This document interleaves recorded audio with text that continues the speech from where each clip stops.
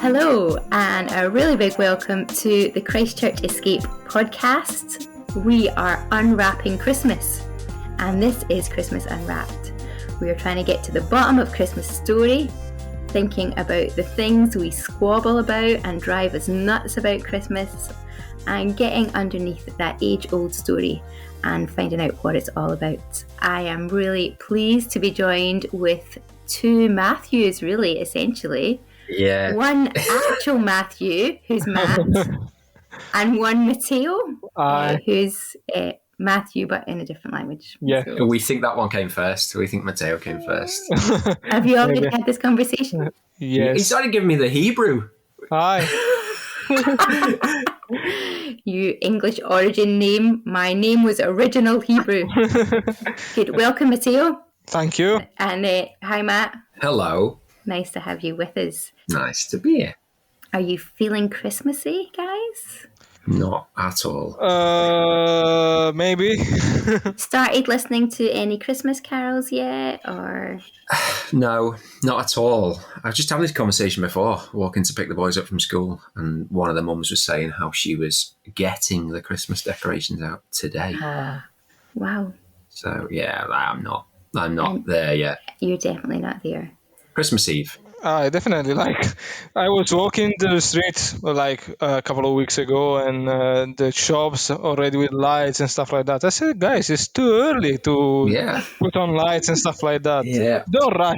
Are you the kind of guys that do your Christmas shopping on Christmas Eve? I mean, no judgment there, but... That did sound a little judgy. No. If you want to confess, that's fine. This is a safe place of chat. I try and get it done early just so I don't have to stress about it. But there's always someone that's like, haven't quite been able to think of the right thing, or you're waiting for that thing to arrive. Yes, that's true. Well, I anticipated that you might not be feeling just the most Christmassy yet. And so as part of that anticipation, I thought to really kind of get us into the spirit of this Christmas Unwrapped podcast, we needed to find out what your elf name was. That's elf as in ELF. The Christmas character, just in case my accent is throwing people off there. So what is your elf name? If you Google, what's my elf name, then you actually come up with an elf generator. Like, how awesome is that? Have you ever done this before? No, not specifically with elves, no. Good answer. We don't need to go into that anymore. I am looking forward to it. Because both of your names begin with M, the first part is the same. So both your elf names begin with Mary. Me. Right. Mary. Mary, oh. Not Mary. That would be weird. But very Christmassy. Exactly. But not quite what we're going for with this. So both your names are Mary. Matteo, you are Mary Sparkle Pants. Oh, nice. Do you mind if I call you Mary Sparkle Pants for the remainder of this podcast? Please do. I already love it. You can change like your Facebook name and everything to... Yeah, definitely I will. Just now. And Matt, you are Mary Tipsy Toes. Tipsy Toes, thank you. Tipsy Toes, yes. So it's really good to have the two Mary Sparkle Pants and Tipsy Toes with us tonight. And thank you for embracing that. Does that make you feel Christmassy already? Oh, yes. I already... my ID card became red already. You're being very kind, and Matt, I can read your face. Thank you. Yeah. I'll just keep saying it there. Yeah, It was so enthusiastic, I'll just stand back.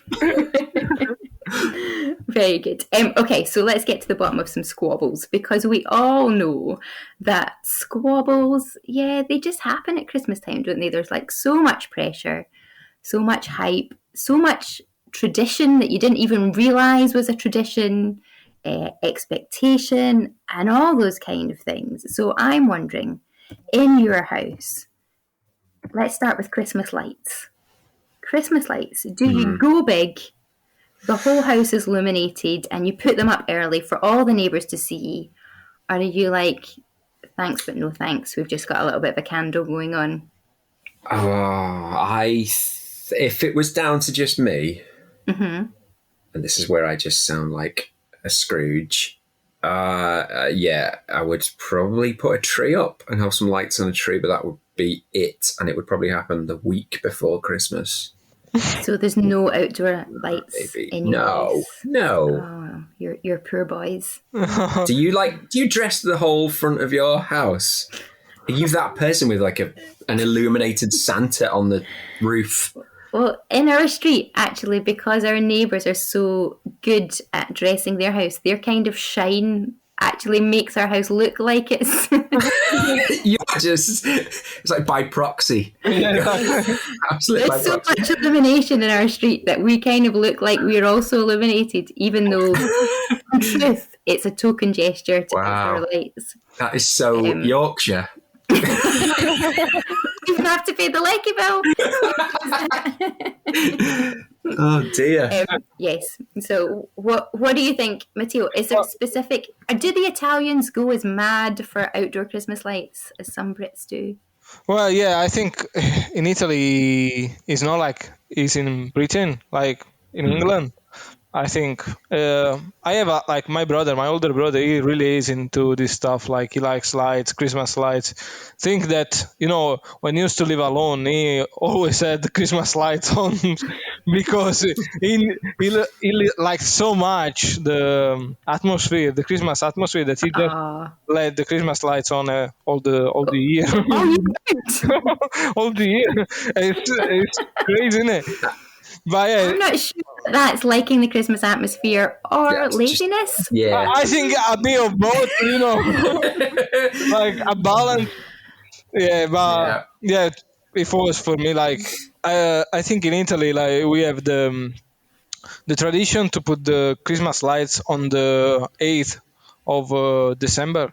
That is. Oh, it's a specific date. Yes, of course, it's a religious date. What's the religious event on the 8th? So that is the Immaculate Conception, I think it's called. So it's a Catholic tradition, actually. So on that day, because it's a feast day, people put the Christmas tree on and the lights on. But actually, because of my brother, I think they already started to put lights on this year. Before, I feel like we should have got your brother for the podcast. Wow! I think don't take that personally. I think so. You should call him. Wow! Happy Christmas! Just because of his enthusiasm for lights. So that's the only reason. Everything else, you're like top dollar. Oh, thank you. To have you. Thank you. Yeah. So Italian feast days. They sound awesome. I'm well up for having more Italian feast days. That sounds good. What happens on Christmas morning? What happens in Italy? Is it so big breakfast? Yeah, usually what happens is that you get up late because you are already partying and having a feast from the evening earlier, so from the 24th. So at 24th you have a big dinner waiting for the midnight, of course. And then on the 25th, usually what happens is that who is in charge of cooking will get up early in the morning because they have to prepare a massive meal for everyone. But otherwise you just get up late. If you're a child, probably you'll get up early just because you want to see what's under the tree. What presents did you receive? Then you have a big meal at lunch. That could end anytime. That could end at 7:30, but even like at midnight in the evening.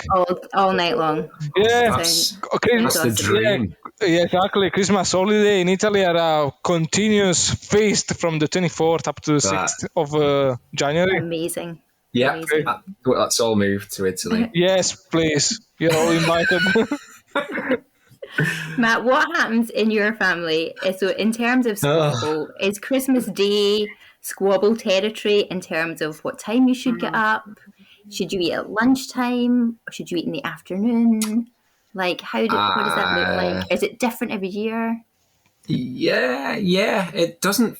I don't feel like we have like a set routine. There are certain bits, like, I mean, as soon as you had kids, you're up from 3 a.m. Yeah, just trying to put kids back to bed and convince them that Father Christmas hasn't been yet.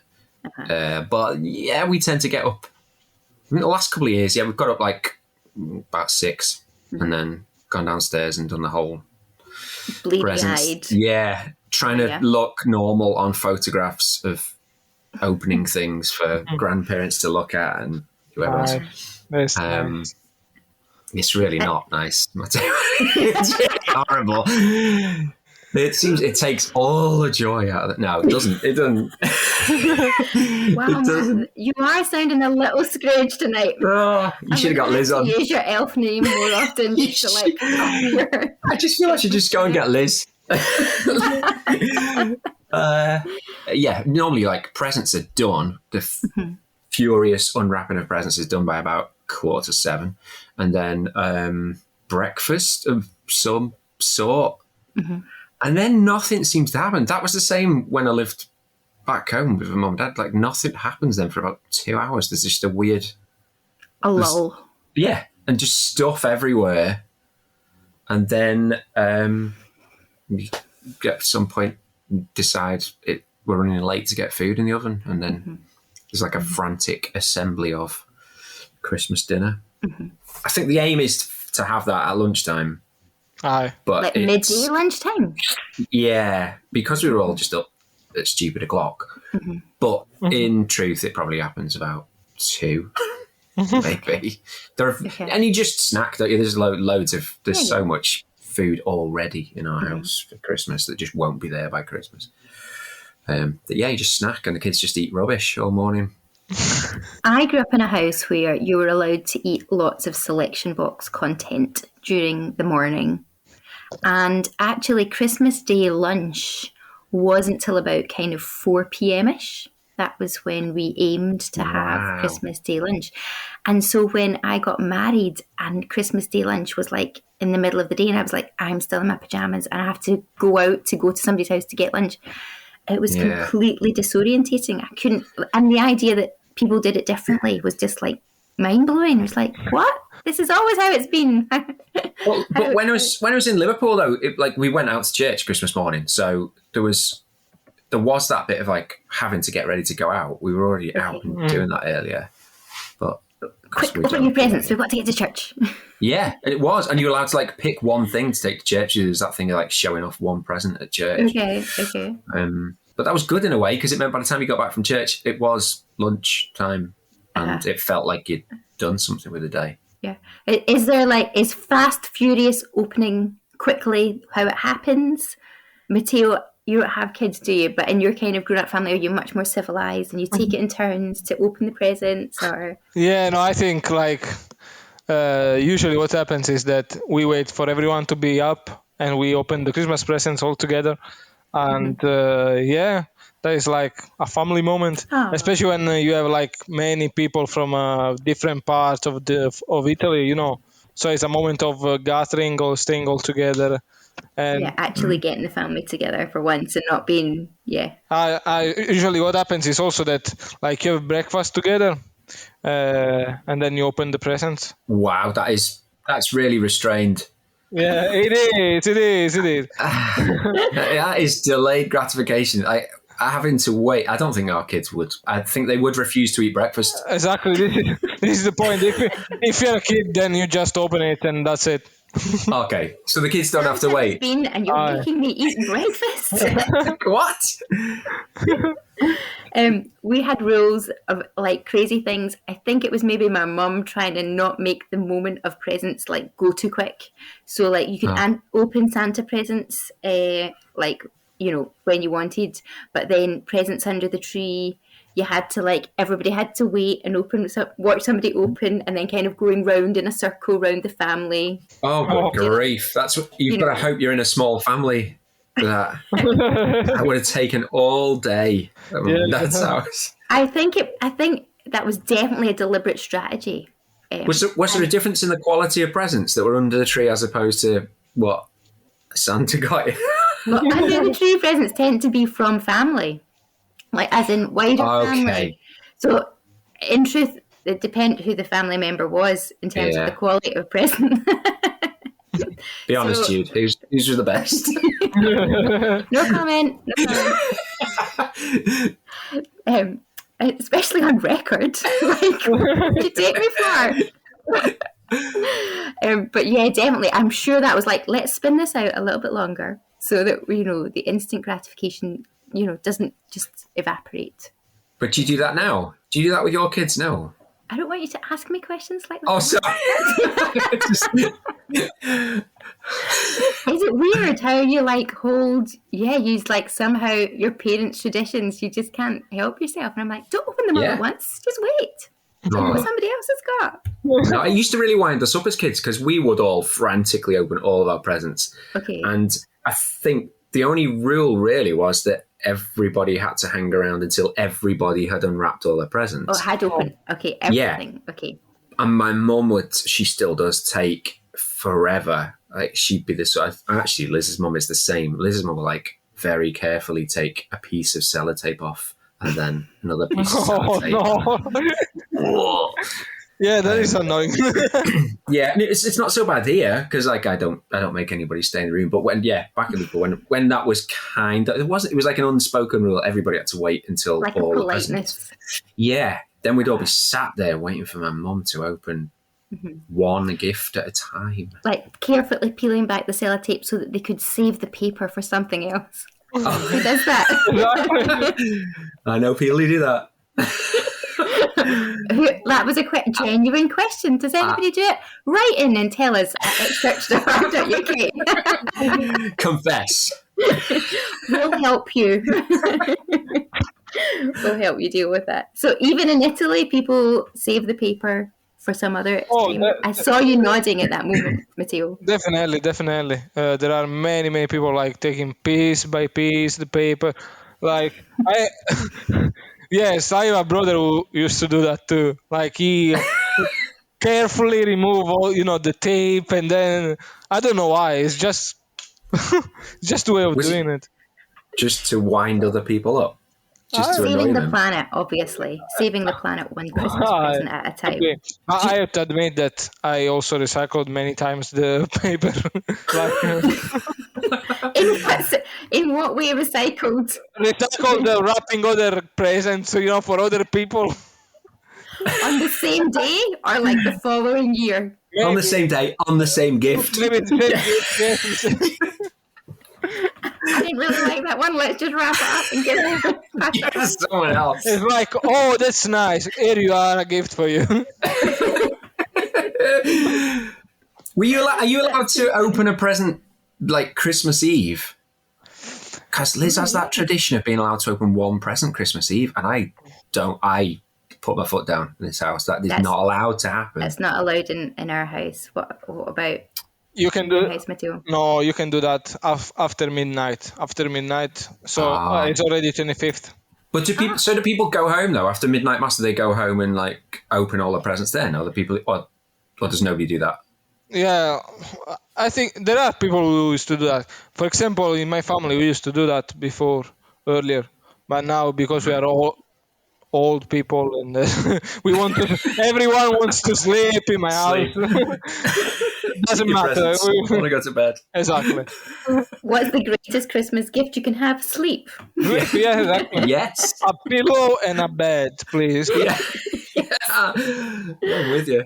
I like it. There is a family in Christchurch, a family group.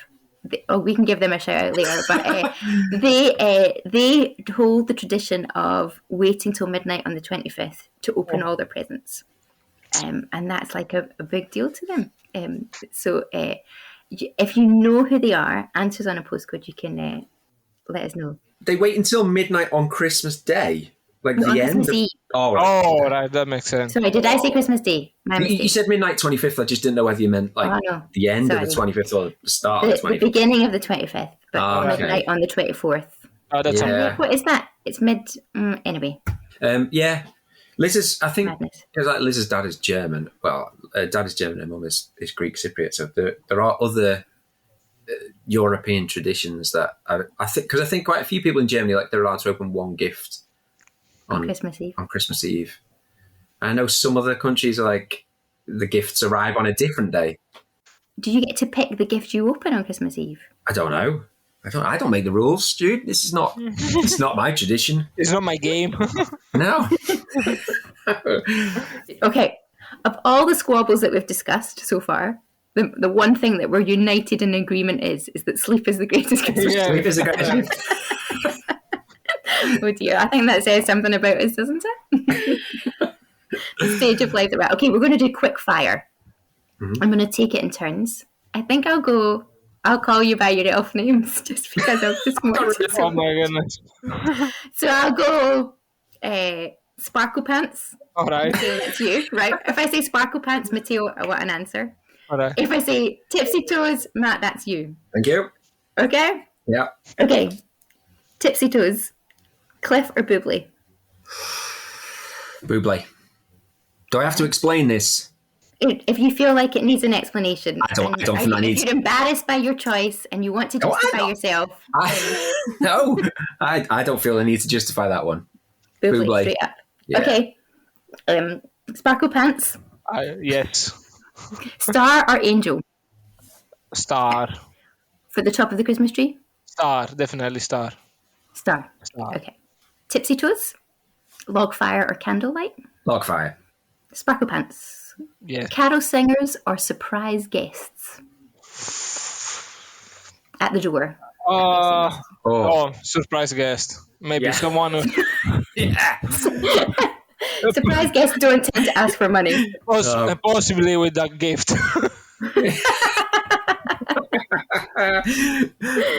And carol singers also tend to sing quite badly as well. Yeah. When they're scrounging. It's never a good choir, is it? Comes round. Yeah. They're all busy. Okay. Good choirs are busy. I forgot your elf names. What are you again? Tipsy Toes, Albie. Tipsy Toes. Okay. What's yours, by the way? You. I know I've kept that quiet. Home Alone or Die Hard? Home Alone. Oh, definitely. Home Alone. Yeah, Home Alone. That's already been on about 10 times in our house. Oh, has it? Yeah. Yeah, that's how Christmas has started for the boys, yeah. This wasn't on my list, but Home Alone or Elf? Home Alone. Really? You still going traditional? Going for Elf, Matteo? I never watched Elf, actually. Oh. What? Right. And here ends the podcast. We need to get off the podcast because we need to go and switch that on. Let's go. That's hard. Home Alone or Elf? I'm sorry. Yeah, maybe still Home Alone. See?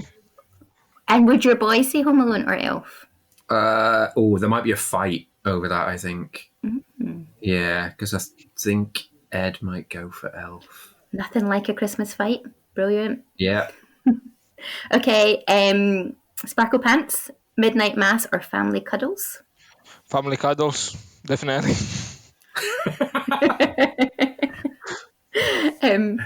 Tipsy Toes, TV or games? Oh, TV. On Christmas Day? Yeah, I think that is another reflection of how old I am and how little I want to do on Christmas Day. Is that because you're so shattered when you get to Christmas Day, you're like, Yeah. Because there was only those two options and sleep wasn't in there, I'll go for TV. Again, no judgment, although I can feel it. I am sensing the judgment. Trying not to judge you, but you keep giving us Scrooge-like answers, Matt. Like, what's going on? Okay, Sparkle Pants. Sleigh ride or grotto visit? Sleigh ride. Yeah, good shout. I've never been on a sleigh ride. Never. In the actual snow? No. Have you been on a sleigh ride? Oh, yes. But no with Santa Claus. Not with Santa Claus. I mean that. Was he busy? He was. In the snow, like a proper sleigh ride? Yeah, actually, what happens is basically we just start on the top of a mountain that was full of snow, and we just goes down the mountain with a sleigh, full potential. So you end up when you break with the sleigh, you just roll into the snow after that. So What a treat. sweet memory. That is a great memory. That is a great memory. Okay, Tipsy Toes. Last quick fire question. Careful how you answer. In case I'm judged again. Queen's speech or church preach? Do you like how it rhymes? Am I allowed to know who's preaching? Do you watch the Queen's speech in your house? No. My granddad used to insist on it being on. Is that right? And there would be like silence, a hush descends. Yeah. And I don't know whether I've misremembered this. I think he used to stand for the national anthem as well. Oh, bless him. For it, but yeah. Yeah. No, not me. I don't dislike the Queen, but it's one of those things that passes me by. Everything else is out of time on that day. So yeah. Yeah. There's that judgment again. Oh, that was your own admission that you were asleep. You need to calm down with the Matteo, is there an Italian TV feature that happens every Christmas day that everybody tunes in for, the whole nation watches? Yeah. Usually there is the Republic president who is doing the speech. Oh, really? So it's kind of like the Queen's speech. So the head of the state just starts to speak and wishes the best Christmas to all family and a better future. But usually, does everyone watch it? Is it well watched or not really? Like you said, it's more old people doing that, so they're more keen on that. I watched the Queen's speech. What are you saying about me? Yes. Yes, I'm waiting. You are very mature. Yes, I'm very mature. Thank you. Like a good woman. Like a smelly cheese. Yes. I can take it. And does it tend to have, I would say the Queen's speech always has a religious component, a Christian faith component. Would the same be true in Italy? No, because of course here the Queen is also the head of the church, isn't it? While the president of the Republic has not religious role. And also we have the Pope to do that. I was going to say, is there not there must be a papal address. Yeah. Is there not some sort of papal address there must be a Christmas Day sermon. Yeah, it's more like surely wishing, the best for the future and saying, Italy is a good country and we can do better. We will face better times. Just Inter Milan could be better. Yeah, definitely. Yeah. That's definitely it. Okay, so I think we're not going to resolve any more. It doesn't matter how quick fire or much we delve into that. We are not going to resolve some of those squabbles. It's very interesting to see how family traditions and culture, man, they get us hook, line, and sinker sometimes, don't they? I want to start thinking about the Christmas story, if that's okay. Yes. I want you to kind of get that vibe in your head. It's the Sunday before Christmas. The kids at church are all dressed up as the various nativity characters. And I want to know, when you see that, who for you is the most interesting nativity character? Who are you like, man, what's going on with them? They would have been if you could have had a Starbucks with them, who would it have been from the nativity? Who wants to go first? It's Joseph for me. Is it? Yeah. You can expand on that if you want. Thanks. Yeah. Just because... No, because you just don't know anything really about what's going on in his head throughout the whole thing. Even though he's a central character and one of the big figures in the nativity scene, he's you just don't know very much about how it all was for him. We get some notion of what was going on for Mary and how she felt. We get to know about the shepherds and how they felt. And we just don't really get anything of Joseph. We kind of know he was obedient, don't we? So we knew he kind of He played his part. He did it. He did. He played his part, but there's not any more really revealed. That because your day job, Matt, is that you're an actor. Thank if you. You were like, I need reminding of that sometimes. I'm just reminding our audience. Thank you. If you were like playing the part of Joseph, you've got nothing to go on. What would you do? I don't know. Just like be silent. Yeah. No. How do you get into the character of Joseph? Well, that's the thing. Is like the only likeness is he's just like he is a surrogate parent, really, isn't he? He's like he's an adopted father. He's almost like a stepdad role. So that in itself is like that's a one-off ever parenting role. Like nobody's ever repeated that. So he's unique in that sense. There's there are likenesses to it, but there's And you can kind of only imagine how. Yeah, I guess you always put yourself in that situation, don't you? You kind of like, what would I have done in that situation? Oh, it must have been a head mess. Yeah, like your head just explodes when you start thinking that through, and like especially like the cultural sensitivities of the day and all that kind of stuff. Just how he must have had to deal with other family members and their opinions and their judgments and much more judgy than this podcast. Well, I'm imagining you say that, but I think the evidence is suggesting otherwise. Matteo, what about you? Most interesting nativity character? Would you have gone for Joseph as well? Yes, actually, I think same. Like, would be interesting to see how he lived that moments and stuff like that. You know, like Matt was saying. But actually, if Matt will be on a coffee with him, I will choose another one, which is probably one of the shepherds or maybe the Magi. It's interesting that people came from so far to see this wee boy in a manger. So it would be interesting to see what they thought of him and how they lived that moment and how they've been guided by a star. So that would be interesting to know that. And also, I think that Magi would have the best coffee. Exactly. They are loaded. They would have. They'd have the greatest coffee. They would have already worked out the best way to have it. Definitely. Maybe they were like, Italian origin. Maybe. Oh no, it's in the wrong. They would have had to come a long way round though to come. Yeah, that would have been. It's a big trip. Yeah, real round the world trip.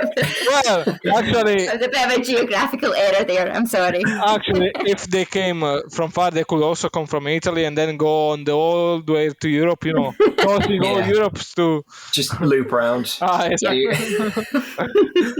Definitely. I think that would be one of the more interesting characters.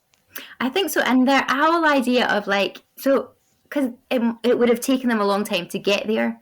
On the way, did they have any doubts? Like, once you set off on a journey like that, you're kind of fully committed. But then, I mean, our equivalent would be you run out of petrol or something like that. But, their camel gets a bit of a dodgy knee. And and at the points where you have to push on to persist in that, following that through, like they must have been were they so convinced about, or were they just so curious, or did they ever have kind of moments of doubt where they, how many were them? I would ask them.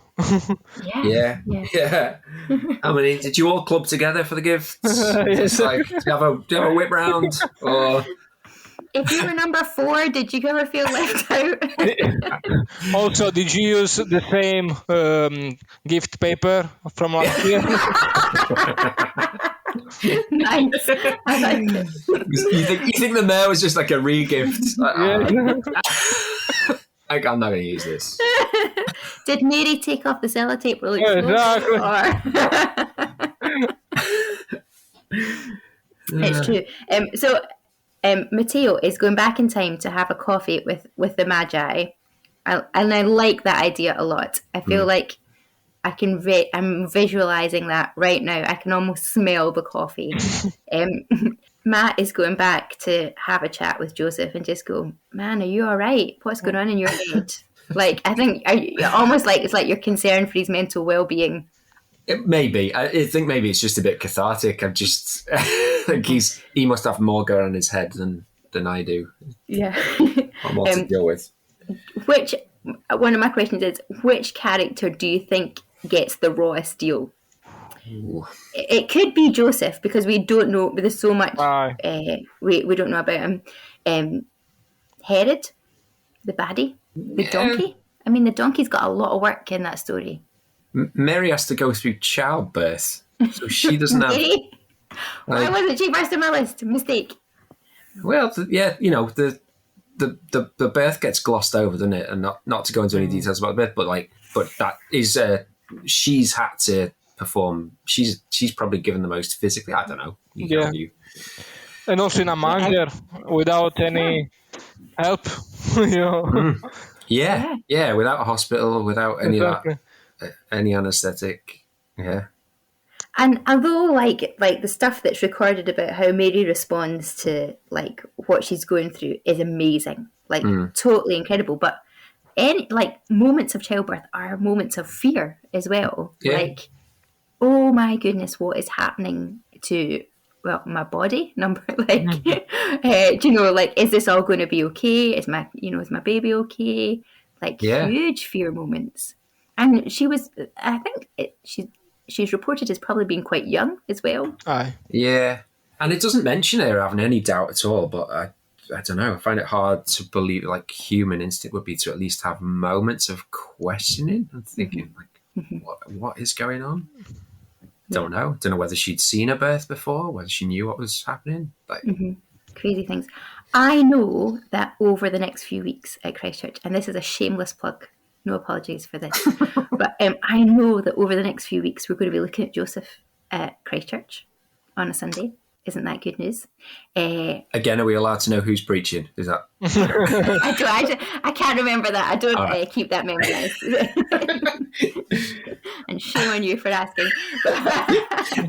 Joseph is coming up at Christchurch on Sundays, and we're definitely having the Nativity. All the characters will be there. So if you get the chance to pop down to Christchurch Escape on one of the Sundays in December, we would love to see you there. That would be so good. You can even search out Mary Sparkle Pants and Mary Tipsy Toes, and just quiz them a little bit more and say, you gave that answer?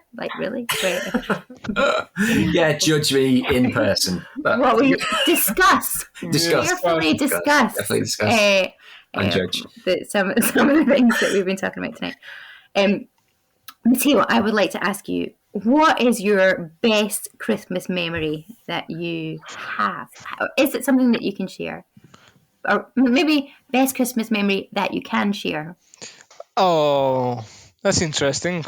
I remember that probably one of the best Christmas memory that I have really has to do with family, because there has been one Christmas particularly, I don't remember what year, but I was very young at that moment, where all the family gathered together. So my aunties, my uncles, my cousins, and we were about 80 people in a room.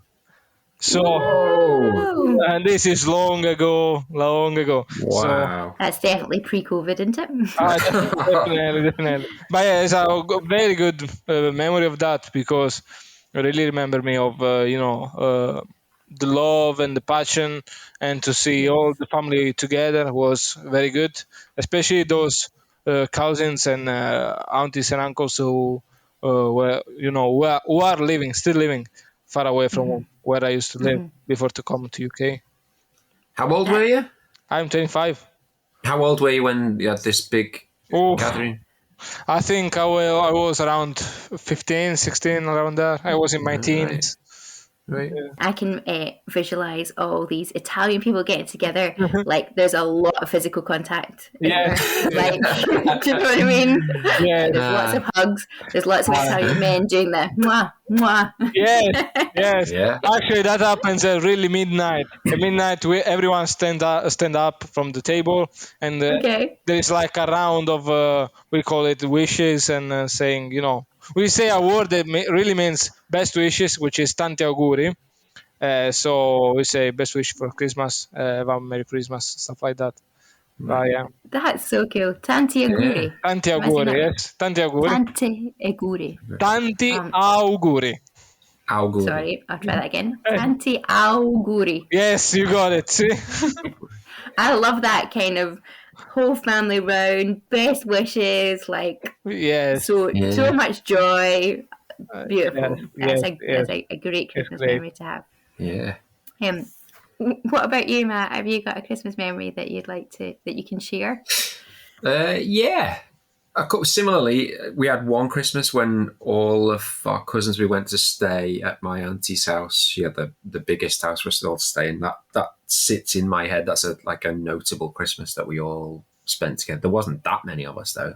80 of us. There wasn't 80. How many was there, do you think? It's probably 20, 21, 20. That's still a good crowd. Early 20s. Yeah, and all slept over Christmas Eve in the same house and all. No way.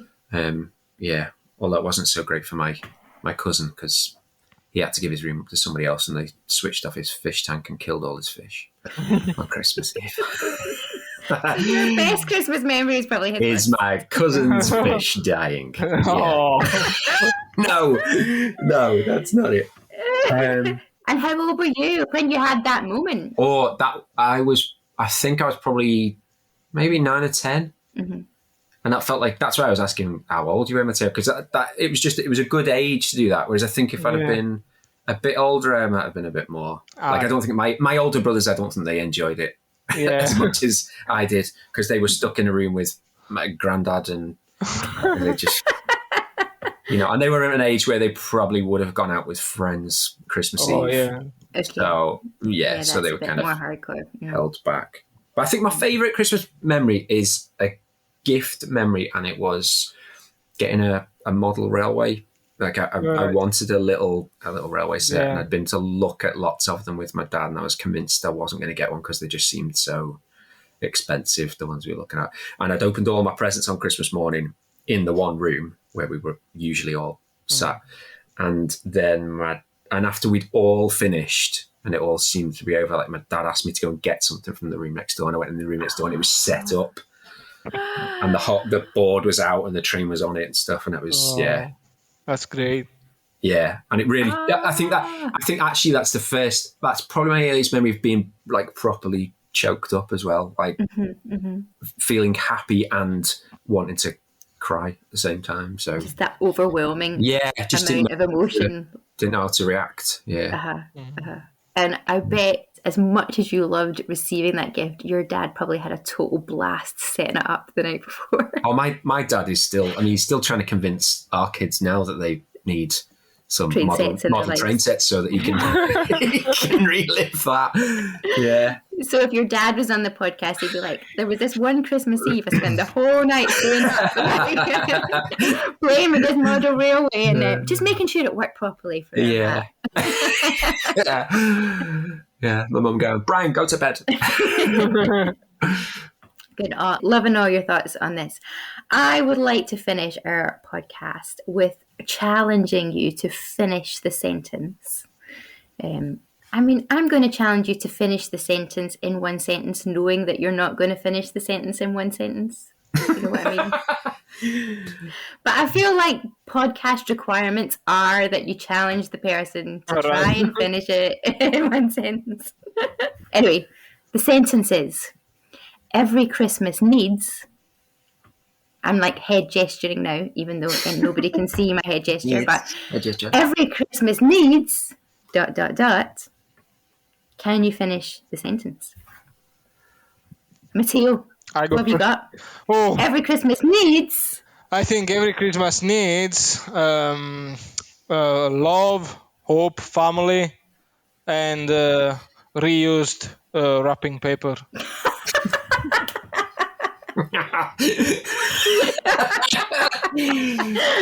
Just right. Yeah, okay. I didn't know we had a list. I was thinking one word, but yeah, okay. So, okay, explain. I'm now actually going to ask you to explain your answer, which I'm now like falling short of my own standards. You've done a good job there. You just finished it in one sentence, and now that's being ruined. Give us your explanation, Matteo. Why these things? Well, I think, of course, Christmas is the one of the maximum way of how love has been expressed. If we think about the Christian way, like, is Jesus our Savior coming to earth and just to accomplish what his Father asked him to do, which is to die on a cross for our sin and then resurrect. I would say hope, because of course everyone needs hope, and I think that Christmas really is like an amplifier of feelings, and I would rather prefer someone to feel hopeful and therefore feeling in Christmas time like this hope even bigger, rather than someone who feel alone. And so I think hope is a main theme of Christmas that should be always reminded of, also because of the hope that we have in Jesus. And then good food, because I'm Italian, so Christmas holiday is all about food Feasting. endless feasting. Exactly. From the 24th up to the 6th of January is a continuing feast. I And feel like you're salivating already. yes, definitely. And of course, I think recycled, reuse Save the wrapping. planet. Exactly, reuse wrapping papers. We can play on the eco-friendly, but also because we can't be bothered, and of course we always we always be late for Christmas presents. So you need to think in advance that Beautiful, beautiful. I Great. love it. I love it. I like especially your expressions. I love that expression of the. Did you say the maximum of love? Yeah. That was great. Oh, thank Great you. expression, and the amplification of hope. Yeah. Like that would be like on a Christmas card. That would be nice. Like, instead of season's greetings, Yeah. having the maximum of love as your Christmas greeting and the amplification of hope. Thank you. They're awesome greetings. I'm loving those expressions. I'm going to try and treasure them. That really comes from my poor English. No, it comes from your very good English, actually. I'm going to deliver my answer in Italian. Yes. No, Bring it on, Lewney. No, it'll be much more than that. You really will. Okay, do you want me to set you up, Matt, so that you can deliver your beautiful sentence? That's just what he said. Every Christmas needs what Matteo said. Yeah. No, every Christmas needs quiet. That's not just me being a Scrooge again. I've just found it gets, and I know I'm not alone in this, it gets really, really busy and noisy, and I do love all that stuff, and I love having family rounds, and I like parties and food and all that goes with it. But there's just the last couple of years, my favourite moments have been like, I don't know, like standing on my own in the kitchen, just having a minute and thinking where we're at and what it's actually about. And I'm trying to avoid the kind of Christian cliches in that, but yeah, just having a minute, having some time on your own. Carols from Kings has been like a little saving grace every year for me, because it's been. Is that the stuff that's on at like Christmas Eve? Yeah. Well, what's happened the last couple of years is, because of not seen it on Christmas Eve, recorded it and then watched it on Christmas Day, and it's just felt like a little respite in the day. Just bring my head back to where it's supposed to be. Yeah, and yes, we've already discussed that I'm maturing. Thanks, Matteo. Still not going to let you forget that. But maturing. I think he said matured. I think it was past tense. Okay, I'm not being drawn into this where I have to take myself out of a hole. I'm sorry, Judith. I apologize. But what I was going to say was that idea of actually being quiet is something that I really like, and something that's become more almost essential the older I've got. Like essential in that I want it. I want it more. Like I'm seeking after that quiet, and actually essential because I hope I've become more aware of what I'm thankful for in Christmas. Like, you know, and it's not just presents. Yeah. Especially like over the last couple of years where we've not been able to be with maybe as family as much as we want, or doing that kind of stripping back a little bit of Christmas, just actually allowing you to kind of get the headspace of what is it I'm thankful for. I don't know. Is that similar for you, Matt? Or yeah. I just feel like it. I'm trying to avoid the pun there, but it just like the whole event just snowballs, and I could easily end up in like after Boxing Day, just having not really had time to think about anything, just trying to catch up all the time, trying to get the next thing cooked, trying to play the next game, watch the next thing. It could just keep going and keep going and keep going, and you can just skip over the whole festival. And I've really valued, and it hasn't been a conscious decision. Like, you can keep judging me, people. It's not because I'm holy and I've set myself aside and gone, Matt, you must just have 5 minutes of peace and quiet with God. I've not done that. It's just those moments of like, it's just hit me.